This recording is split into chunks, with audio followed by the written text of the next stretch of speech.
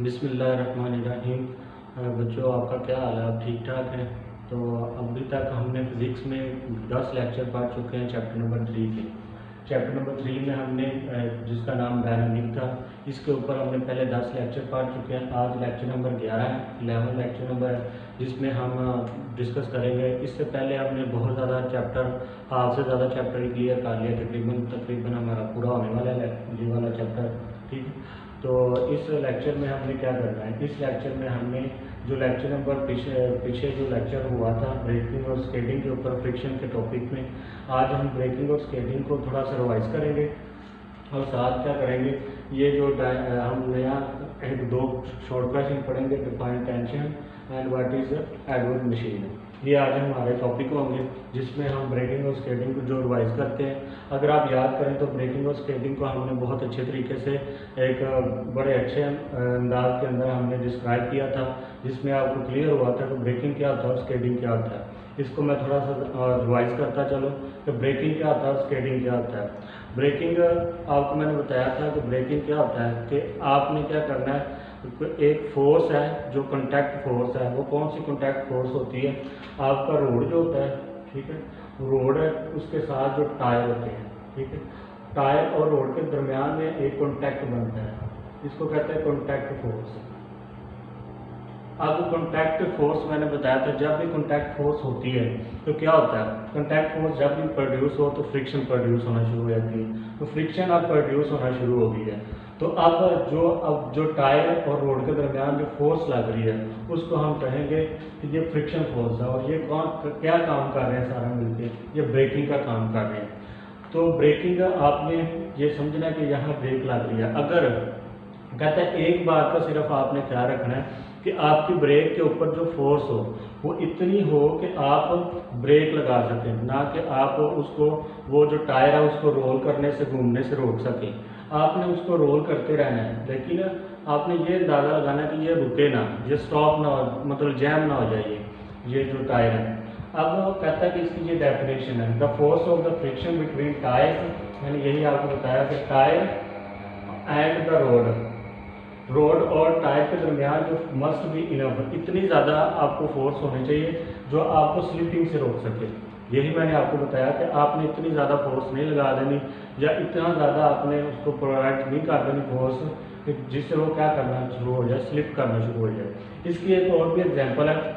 फर्ज करें अगर आप रोड पे जा रहे हैं और रोड क्या है, गीला है, उसके ऊपर पानी पड़ा हुआ है, ठीक है, तो आप क्या करेंगे? अगर आपने गीले रोड पे ब्रेक लगानी है तो फिर आपने थोड़ी सी फोर्स लगानी होती है, क्योंकि स्लिपी रोड होता है। रोड के ऊपर जब आप सडनली ब्रेक लगाते हैं तो टायर्स क्या हो जाते हैं, स्लिप हो जाते हैं, जिसकी वजह से ब्रेक का कोई अमल दखल नहीं होता। तो आपने क्या करना है कि इस अंदाज के अंदर थोड़ी सी फोर्स लगानी कि आपकी गाड़ी के अंदर जो टायर है, टायर और रोड के दरमियान फ्रिक्शन इतनी पैदा हो कि वो रुक सके गाड़ी, ठीक है। तो आपने स्लिपिंग से बचना है, बस ब्रेकिंग ये सिखाती है।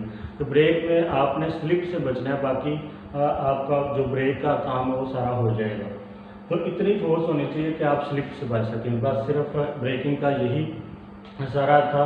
आपने सिर्फ यही बताया इसमें बचना है कि स्लिपिंग कैसे बचाई जा सकती है, ठीक है। उसके बाद स्केटिंग है। स्केटिंग में आपने क्या करना है? स्केटिंग में आप लोगों ने, मैंने आपको बताया था कि आपने क्या किया कि अगर आप रोड के ऊपर जा रहे हैं तो सडनली आगे से कोई बच्चा आ जाता है, या कोई आपने सडनली कोई ब्रेक लगानी होती है, तो आप क्या करते हैं?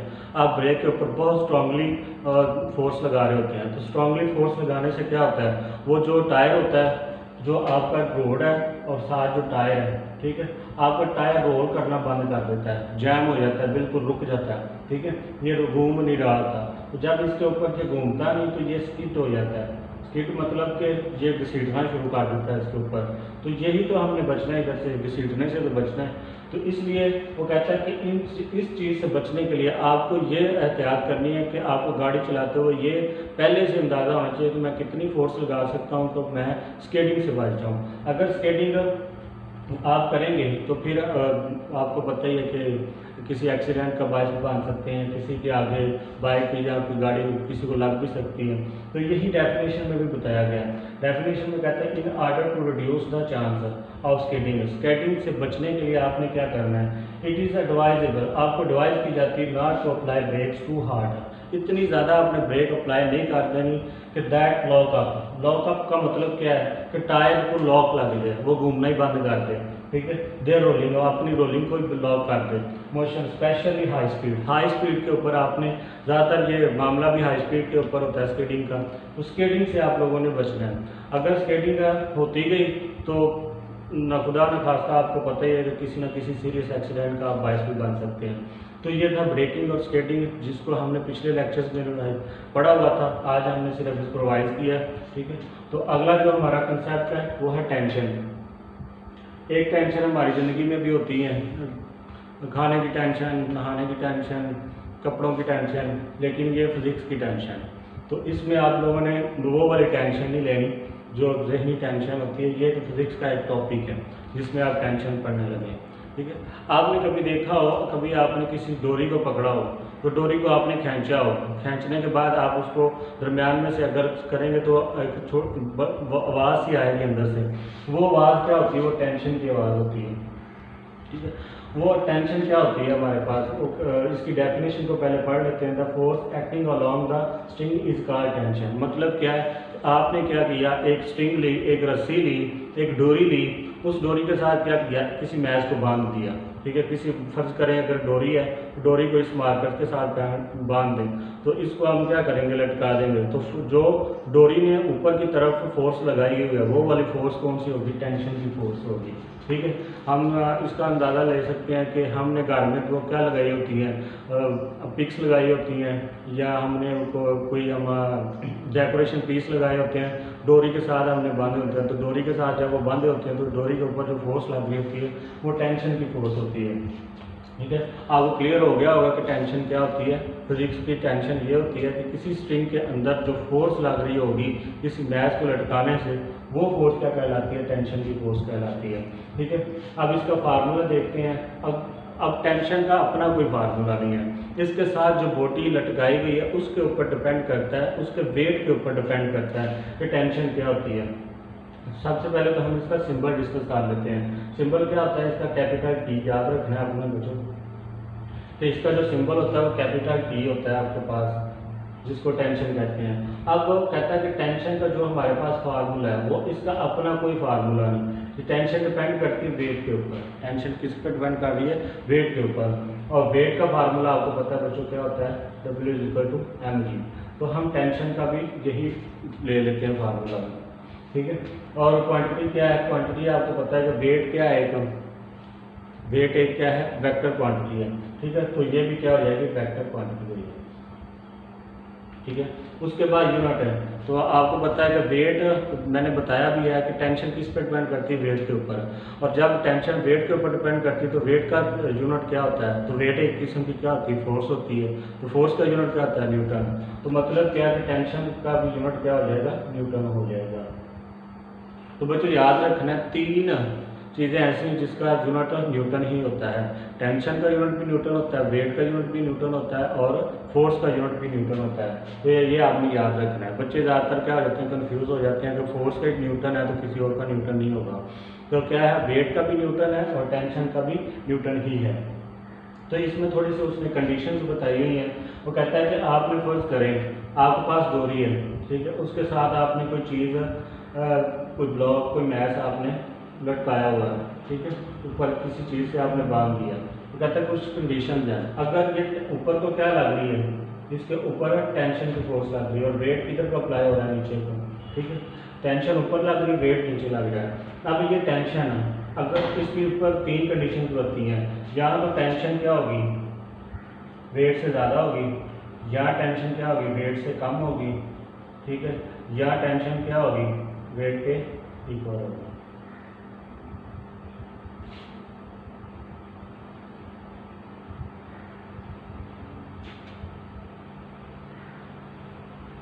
ये हमारे पास तीन कंडीशंस हैं।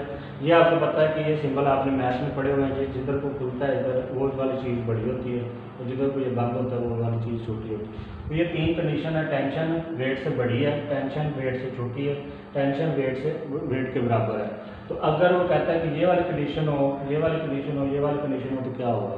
तो कहता है कि जब ये वाली कंडीशन होगी, टेंशन वेट से ज़्यादा होगी, तो ये वाली बॉडी ऊपर को मूव करना शुरू कर देगी, ऊपर जाती जाएगी। ठीक है, आप अगर देखें, कभी आपने देखा हो कि ट्रांसफार्मर, अगर आपके मोहल्ले का ट्रांसफार्मर ख़राब हो गया तो वो क्या करते हैं, ऊपर एक पुली लगाते हैं और उसको खींच रहे होते हैं। तो मतलब क्या, ऊपर से टेंशन ज़्यादा दे रहे हैं, वेट कम है, तो टेंशन ज़्यादा होने की वजह से वो ट्रांसफार्मर क्या होता है, ऊपर की तरफ जा रहा होता है। तो ये कंडीशन आपने याद रखनी है। कभी भी आपने किसी डोरी या किसी रस्सी से चीज़ को ऊपर खींचना हो तो आपने टेंशन ऊपर ज़्यादा फोर्स देनी होती है, फिर वो क्या होगी, वो वाली बॉडी ऊपर चलती जाएगी। और जब टेंशन की फोर्स वेट से कम होगी तो क्या होगा, वो वाली बॉडी नीचे की तरफ मूव करेगी। ठीक है, आपने देखा होगा कोई भारी जिस्म है, ठीक है, तो ऊपर से कोई रस्सी या कोई चीज़ ऐसी मतलब इतनी ज़्यादा फोर्स नहीं अप्लाई कर रही तो वो बॉडी नीचे को मूव करना शुरू कर देती है। ठीक है, अगर फर्ज करें हमने वही ट्रांसफार्मर नीचे उतारना हो, नीचे रखना हो, ठीक है, तो हम क्या करते हैं, ऊपर से उसको टेंशन रिलीज़ करते जाते हैं, टेंशन की फोर्स कम करते जाते हैं, जितनी काम करते जाएंगे वो ट्रांसफार्मर नीचे आता जाएगा। तो यही वजह है कि हमने टेंशन की फोर्स उससे कम की और वो वाला बॉडी का जिस्म, जो बॉडी है वो डाउनवर्ड मूव करना शुरू हुआ, नीचे की तरफ आएगी। अगर टेंशन वेट के बराबर है तो वो बॉडी उधर ही रहेगी, वो मतलब स्टॉप अपनी जगह पे रहेगी। ये मतलब क्या है, टेंशन अगर ज़्यादा है तो ये क्या हो जाएगी, बॉडी अपवर्ड मूव करना शुरू कर देगी। अगर टेंशन की कम है वेट से तो ये बॉडी क्या करेगी, डाउनवर्ड मूव करना शुरू कर देगी।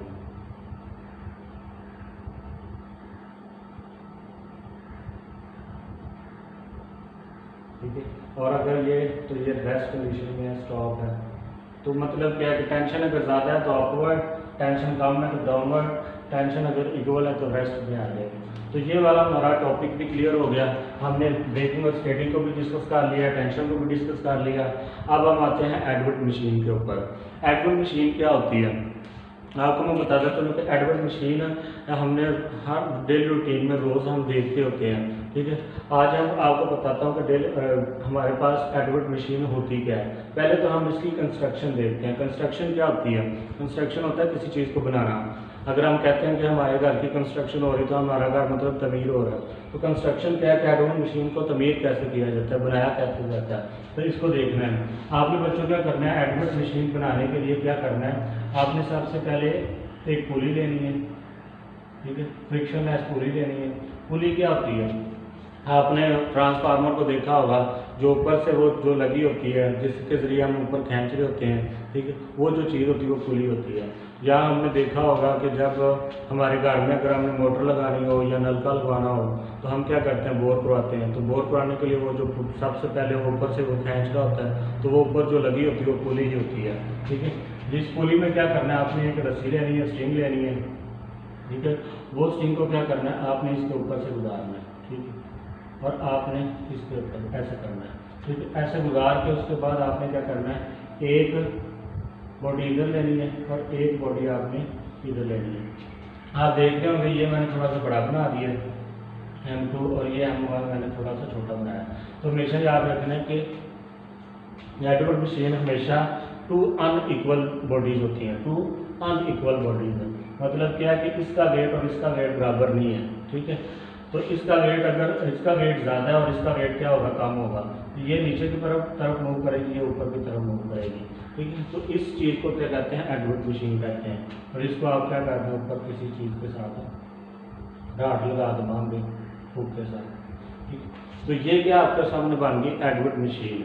दो अनइक्वल, दो आपने इक्वल नहीं लेने, अनइक्वल मैसेज के जो वेट लेने हैं उसको क्या करना है, पुली से ऊपर से गुजारना है। तो ये आपके पास क्या हो जाएगी, एडवर्ड मशीन हो जाएगी। अब इसकी डेफिनेशन को पढ़ते हैं। It is machine which is use to find the acceleration due to gravity. Gravity क्या है, ज़मीन के अंदर क्या होती है, फोर्स होती है, उस फोर्स को क्या कहते हैं, ग्रेविटी फोर्स। तो क्या कहते हैं कि ये जो फोर्स अमल करती है इधर, ठीक है, तो हम क्या करते हैं, ग्रेविटी का जो एक्सेलरेशन होता है उसको हम क्या बोलते हैं, जी। तो हम क्या करते हैं, इस मशीन से जी की कीमत मालूम कर देते हैं। बच्चों मैंने बताया था जी क्या होता है, ग्रेविटेशन एक्सेलरेशन। हमने ये किधर पढ़ा हुआ है, ये हमने चैप्टर नंबर 2 में पढ़ा हुआ है। ठीक है, ग्रेविटेशन एक्सेलरेशन की जो डेफिनेशन भी याद की थी, पीसा का टावर से वो एग्जाम गिराए थे, वो सारा यही था। ठीक है, तो जी कीमत हम मालूम करने के लिए असल में एडवर्ड मशीन लेते हैं। तो जी कीमत कैसे मालूम करते हैं, हमारे पास दो मैसेज होते हैं, M1 को M2 में प्लस करते हैं, ठीक है, और नीचे हम M1 में से M2 माइनस करते हैं और हम क्या करते हैं A से मल्टीप्लाई करते हैं एक्सेलेरेशन, जो इनमें एक्सेलेरेशन प्रोड्यूस हो रहा होगा उससे हम क्या करते हैं इसको लगा इसमें पुट करते हैं और फिर क्या करते हैं ग्रेविटेशन एक्सेलेरेशन निकालते हैं। तो डेफिनेशन भी तो यही कह रही है कि एक्सेलेरेशन हमने ड्यू टू ग्रेविटी, ठीक है, तो एक्सेलेरेशन हम मालूम करते हैं। तो ये होती है बच्चों एडवर्ट मशीन। काफ़ी ज़्यादा बच्चे कंफ्यूज हो जाते हैं कि एडवर्ट मशीन क्या होती है, और ये वाली एडवर्ट मशीन टेंशन वाला जो टॉपिक है उसके साइड इंफॉर्मेशन में ये एक टॉपिक छोटा सा एक पैराग्राफ उसमें ये लिखा हुआ है एडवर्ट मशीन का। तो ये था हमारा आज का पूरा लेक्चर जिसमें हमने डिस्कस किया ब्रेकिंग, स्केडिंग, टेंशन और एडवर्ट मशीन। ब्रेकिंग स्केडिंग क्या होता है इसके ऊपर बहुत सारा बहस हो चुकी है पहले भी लेक्चर में, अब भी मैंने एडवाइस कर दिया कि ब्रेकिंग क्या होती है कि आपने इतनी फोर्स अप्लाई करनी है कि बिटवीन रोड एंड टायर के दरमियान आपको एक ऐसी फोर्स मिले जो उसको रोक सके, ठीक है, तो आपने स्लिपिंग से बचना है ब्रेकिंग में। उसके बाद स्केडिंग है, तो आपने स्केडिंग में हार्ड जो आपने बहुत ज़्यादा हार्ड फोर्स अप्लाई जो करनी है उससे बचना है, ठीक है, फिर आप स्केटिंग से बच सकते हैं। स्केटिंग फिर बच्चों समझ लो सडनली आपके सामने कोई चीज़ आ गई तो आपने बहुत हार्डली ब्रेक लगा दी तो वो जो गाड़ी स्लिप करना शुरू कर देगी, जो आपका टायर हो जाएगा वो लॉक हो जाएगा, घूमना बंद कर देगा, इसको कहते हैं स्केटिंग। तो स्केटिंग के ऊपर भी बहस होगी। टेंशन क्या होता है, टेंशन मैंने कहा कि एक डोरी आपने लेनी, उस डोरी के साथ एक वेट बांधना है, बांधने के बाद आप डोरी को जब लटकाएंगे तो डोरी के अंदर जो फोर्स आएगी उसको क्या कहेंगे, वो टेंशन की फोर्स है। स्ट्रिंग मतलब रस्सी, कोई भी धागा, रस्सी, इस तरह की डोरी की चीज़ है, ठीक है। इसका फार्मूला अपना नहीं होता, इसका फार्मूला वेट के ऊपर डिपेंड करता है, वेट का जो फार्मूला होता है वही टेंशन का फार्मूला होता है। उसके बाद क्वांटिटी आपको पता है कि टेंशन किसके ऊपर डिपेंड कर रही है, वेट के ऊपर, तो ये वेक्टर क्वांटिटी है, तो ये भी वेक्टर क्वांटिटी है। सिंबल क्या है, टी है, यूनिट न्यूटन है। कंडीशन मैंने आपको 3 कंडीशन बताई है। अगर टेंशन की ज़्यादा होती है तो अपवर्ड जाएगा, अगर टेंशन कम होती है तो डाउनवर्ड आएगा, और अगर टेंशन बराबर होती है वेट के तो वो रेस्ट कंडीशन में रहेगा, वो मूव नहीं करेगा।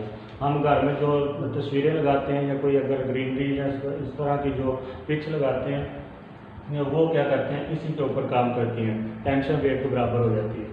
उसके बाद हमने एडवर्ट मशीन को डिस्कस किया। एडवर्ट मशीन में क्या था कि 2 अनइक्वल बॉडीज लेनी है, उसको फ्रिक्शन है पुलिंग में से गुजारना है, गुजारने के बाद जो आपके पास चीज़ बनेगी उसे क्या कहते हैं, वो पुली एडवर्ट मशीन कहते हैं। और इसको हम बहुत ज़्यादा आपने डेली रूटीन में देखा होगा, बहुत ज़्यादा इस्तेमाल करते हैं। तो इसकी जो फिजिक्स में डेफिनेशन है वो यही है कि आपने क्या करना है, एक्सेलरेशन मालूम करने के लिए एडवर्ट मशीन को इस्तेमाल करते हैं।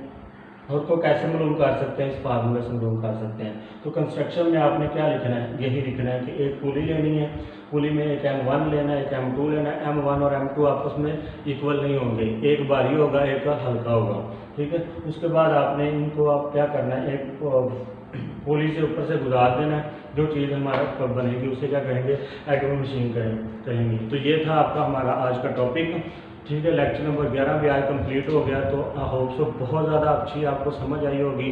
अब बच्चों किसी भी टॉपिक को अच्छे तरीके से याद करने के लिए गौर से सुनना होता है, जो जितना ज़्यादा गौर से सुनेगा उतना ज़्यादा सीखेगा। मिलते हैं आपको अगले लेक्चर में। अल्लाह हाफिज़, अपना ख्याल रखिएगा।